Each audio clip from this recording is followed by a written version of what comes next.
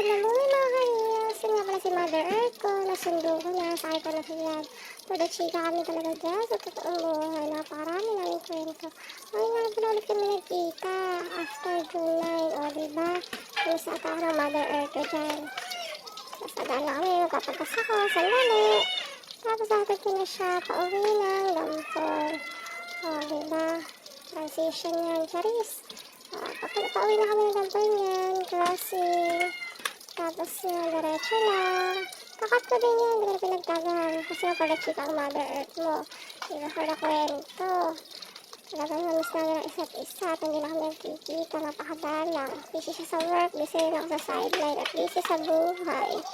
So, diba? Kala mo ang layo ng bahay, sipat kampo lang naman ang aming pagitan. So, diba? Ganun talaga, mas okay namimiss ang isa't isa. Sa iba mga moms, kasama niyo ba ang inyong magulang kahit may asawa na kayo? Diba? Ganyan lang, watch lang kayo mga moms. Ganyan talaga. Naghahatid lang yan. Tapos in-stop ko na din.